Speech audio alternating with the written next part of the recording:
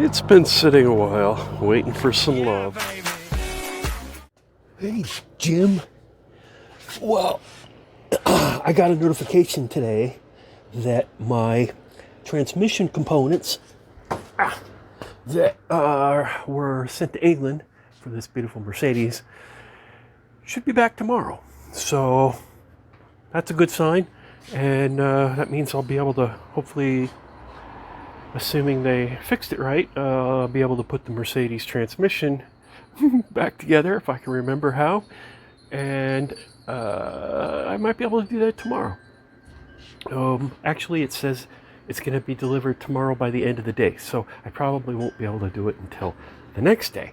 But meanwhile, I am working on the camper. I found, as you can plainly see, some blue. Let me show you what I got. I found some royal blue. I didn't find very much, but this is the only stuff I had that was wide enough where I had enough to make 2 cuts. This was 60-inch wide material. I made 2 cuts, and then I split one of them and sewed it onto the sides. Let me go up.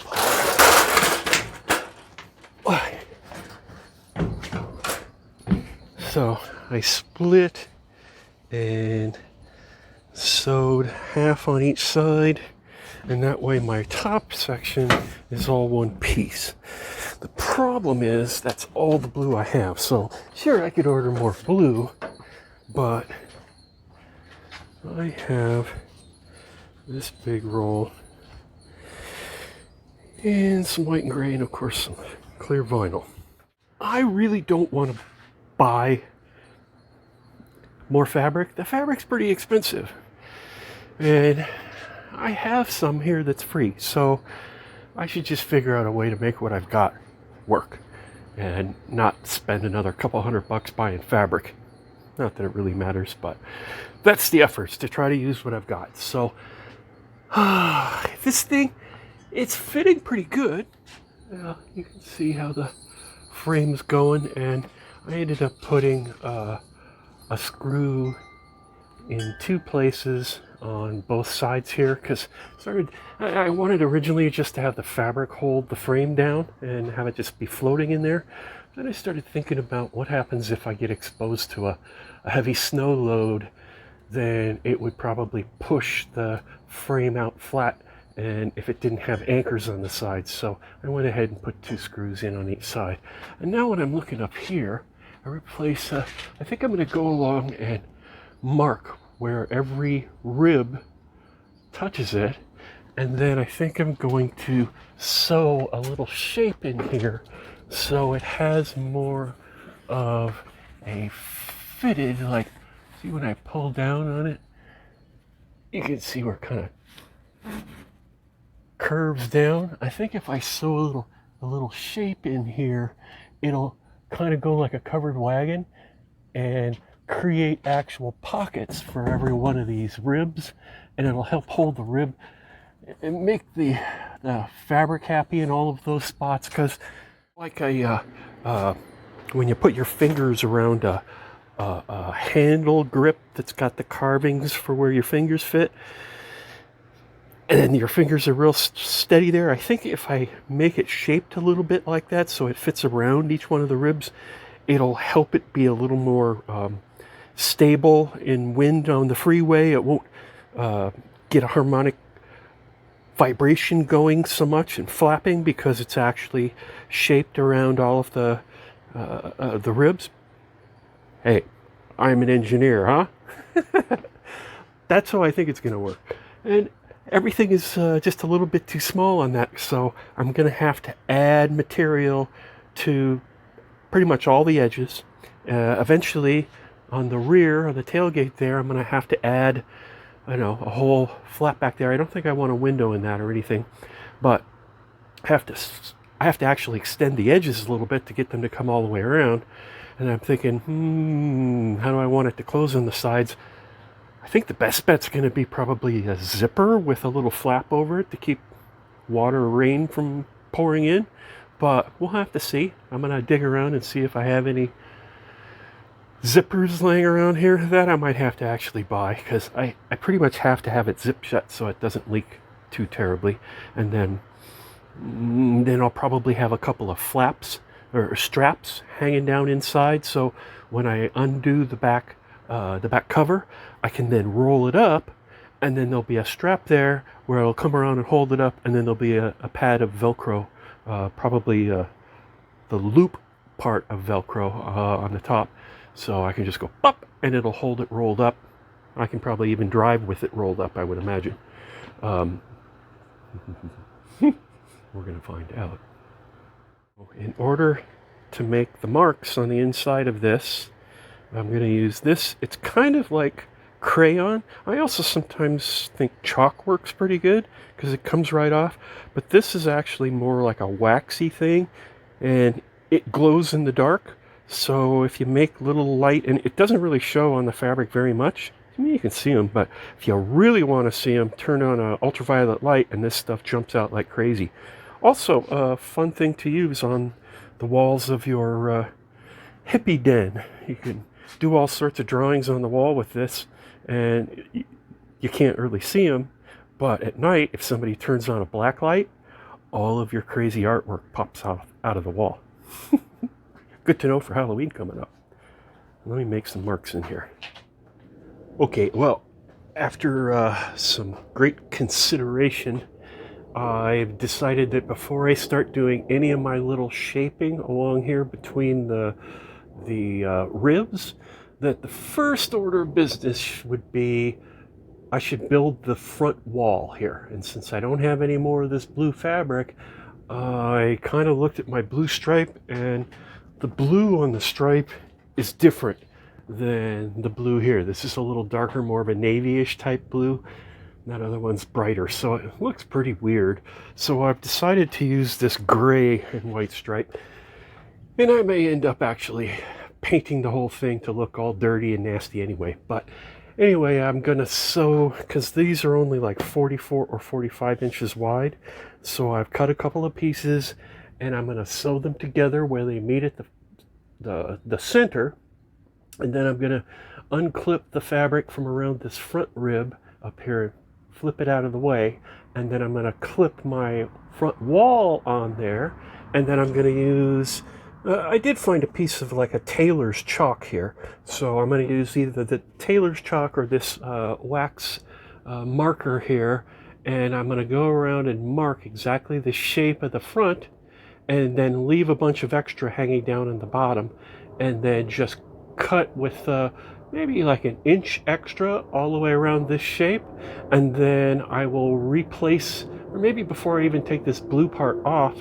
I will mark exactly where I want to cut it, and then I'll cut off the little bit I need to. It's not going to be very much, maybe even, quarter inch, maybe not at all.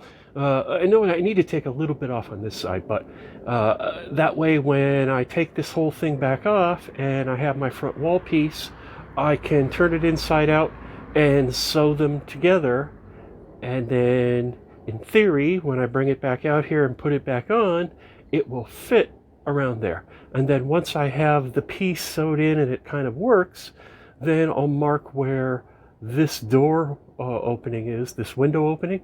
There's a light up here. It's dangling down, but there's a light up here that when you open the car door, it's like a dome light. It lights up the bed of the truck. I kind of want that to still be able to light up the bed. I'm going to put other lights in here. Things like this bicycle headlight that clip right onto the pipes wherever you want them to be, and then they're pretty bright, so easy enough to replace the batteries. So I'll probably use some bicycle lights in here, but we'll have to see about that. But meanwhile, I would just like the natural truck's bed light to still illuminate inside here with the camper shell on. So I'm going to put a clear plastic insert just about right there. I'm not going to open the whole back window, I don't think. We'll see. I might change my mind. That's the fun of this. It's all done kind of on the fly, and I get to make it up as I go along, and I'm allowed to change my mind. So I'm going to get on this. I'm going to sew the two pieces of striped fabric together, and then I'll show you when I've got it clipped on there. Well, I have my piece of fabric for my front wall. Just kind of spring clipped into place, and it's not perfectly square, but it's close enough for this job. It doesn't have to be perfect. So now what I'm going to do is I'm going to get my chalk, which I left laying right there. I'm going to mark on the outside of where this pipe is all the way around this edge, and then I'm going to take the wall back off. I'm going to mark dead center on it. Well, it's already marked with a seam, so that's all right. Then I'll take my roof here and I'll mark dead center on it, and then I'll remove my front wall. I will trim it along the line that I've drawn, and then I will match up the center line to the center line on my roof and that on the front wall, and then I will put it on my sewing machine, and I will double pass stitch it onto the front of my blue cover, and then I'll refit it on here, and it should be the beginning of a camper shell where we have a front wall. And then after that, I'll work on maybe making the vinyl insert, and then at some point I'll do a fold that comes out right along the top of the bed rail right there. There are turnbuckles there. I don't know if you can see them, but there are some turnbuckles. I'll probably have to replace a couple of them, but I'll do a pinch where part of the fabric comes down and goes onto those turnbuckles, and then more of it will just go down in between the bed and the cab, and that should give us enough of a seal to not have any problems with moisture coming in, and we should still have our light up there that'll work with the vinyl insert. Going to use this stuff. It's fairly thick. It's not I mean, if you're doing like a real convertible top that's going to be in the sun a lot, you want to get the double layer UV rated clear vinyl. But this is not going to be in the sun all the time.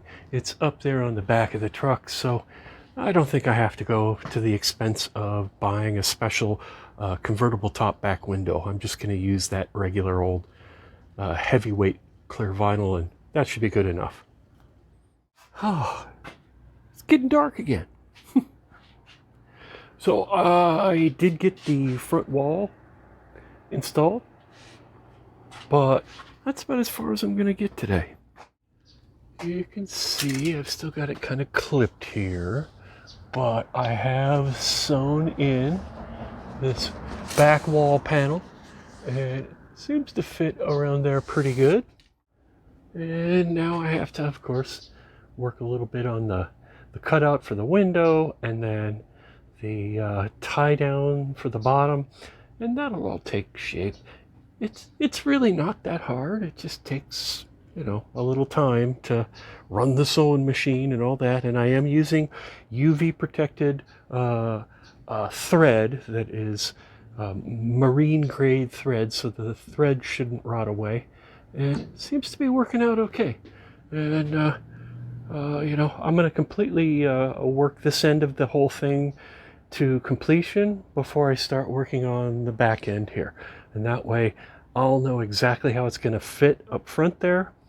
And then before I do anything else on the rear here, the next step after I finish all of the messing around with this is I will do my little shapes for up here to make it form fit the framework a little bit better and make it a little bit tighter across the top. And then when that's done, the next step is going to be extending this side a little bit where I can fold it and have I mean, I want to have like a 2-inch maybe oh, what happened to my focus? There we go. Like a 2-inch hem that's going to come along, and then I'll punch the holes and put the fittings for each of these right in the center of that. But I don't want to do any of that until I already know exactly where the edges are going to fall after I've done all the rest of this little messing around up here.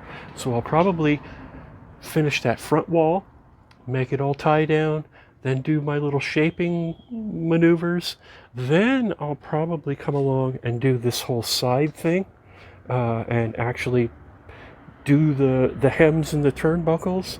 That way this whole thing can be on and it's in tight and it's where it's going to live for good, and that's when I'll start adding to the back here, because everything else will be static at that point, and then I can work on this back that I have to be able to unzip and be able to live with it on a day-to-day basis.